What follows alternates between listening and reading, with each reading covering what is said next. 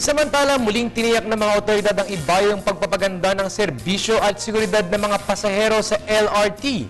Ang buong ulat mula sa aming kasamang si Julius Disambron nagbabalik para sa report na ito. Isang alternatibo kapag traffic sa lansangan ng mga mass transit.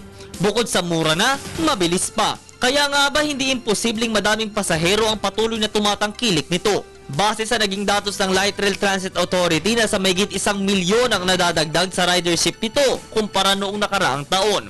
Ayon kay LRTA spokesperson Atty. Hernando Cabrera, inaasahan nilang patuloy pa din ang pagdami ng mga pasahero nito hanggang matapos ang taon.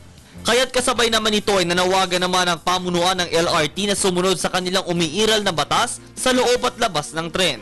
Ito yung pinaka-entry gate nitong LRT sa May Monumento. Dito dumadaan yung mga kababayan natin, yung mga pasahero.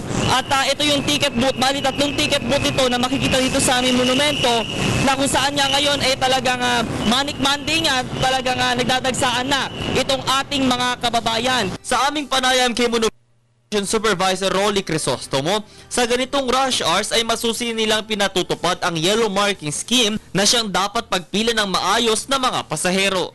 Ngayon po, simula nung mga nakaraang buwan, nagpapatupad tayo ng passenger load limit sa platform natin para mas lalong mapaganda natin at mapaayos yung pagsakay ng mga pasahero natin sa train.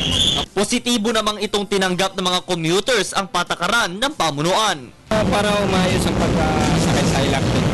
Maging maingat lang po sa pagsakay ng LRT.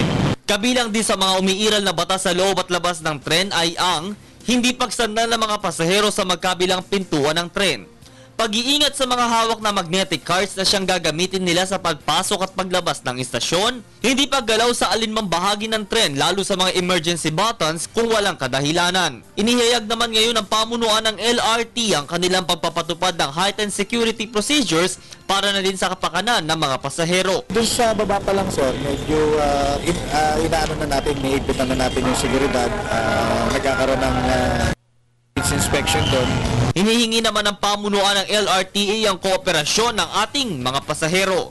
Para sa Telebisyon ng Bayan, ako si Julius Disambron.